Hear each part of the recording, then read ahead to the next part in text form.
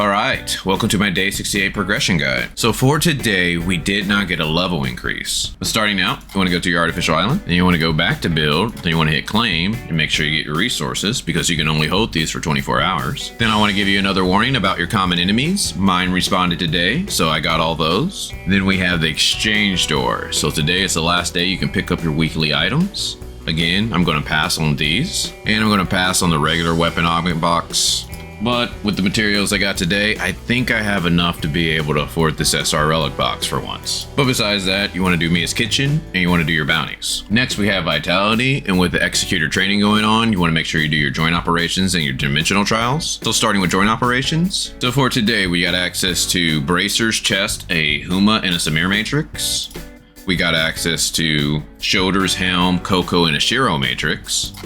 And we got access to boots. So for today, we got a lot of good options, so just pick which one's best for you, but just make sure you knock that out today. And you might even want to use a couple vitality solutions. Then you want to check and see if you have any level 3 stargates, and how you know is if you have 2 or more in this category. But even if you have a level 3 stargate, if you don't have enough vitality to do your joint operations and your dimensional trials, you probably want to pass on this. And speaking of dimensional trials, you just want to make sure you set that to difficulty 5 and you knock out your 2 for today. And if you have any vitality left over, you can do space-time domains, but just make sure it's difficulty 5. Then don't forget to do your daily gifts. You want to go to the black market and talk to Hopkins. You want to go to Cetus Island and do the claw machine. Then you want to do your 2 ability trainings. Quick tip, if you get the rhythm training, Samir is MVP.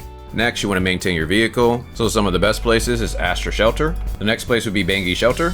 After that, we got the Black Market. And the best place, High Crows. Also attack any elemental rocks you see for crystals. Then we have the weekly tab. You want to make sure you're doing enough things down here so you can get everything up top. Which brings us to our challenges. Now, if you're trying to do something like the Bygone Phantasm or Frontier Clash, you might want to save your Mia's kitchen so that way you can power yourself up. But just make sure you do those before the end of the day. So starting with the Bygone Phantasm. So as I recommended, you want to try to knock out the sequential first. And then once you knock out the sequential, you want to try to climb the Bygone a little bit. But I did do some work last night and I am catching up with Dawn. There's a couple options that I could do. I could try to go back in the sequential, maybe try to raise my level a little bit, or I could try to climb a few floors. So what do you think, guys? You think I should try to push it this week and try to take that #1 spot, or just give it to Dawn? Let me know down in the comments. Frontier Clash. Now, if you have attempts, I recommend that you do this because next week we're going to get a whole nother resist, and it could be Volt resist, which can be hurtful for a lot of people. So I recommend that you try to knock this out today. The Wormhole. Now we only have 3 days left to complete this, so you want to make sure you do that so that we can get that energy crystal dust. But with it being flame vulnerability, I'm going to go ahead and discuss the people that I think are really good to do this. Ideally, if you have King, that's probably one of the best ones to use. Huma also does a very good job in this, and if you have a C30 and you pair that with Nemesis, you pretty much just can't die. And when it comes to the blessing runes, we actually have a pretty good one this week. Blood Rage, very good. I recommend that's the one that you want to go for. Just make sure you have enough crit to handle that. So if you're going the Blood Rage route, I want to prioritize all of the crit runes. But then besides that, I would probably just go for attack.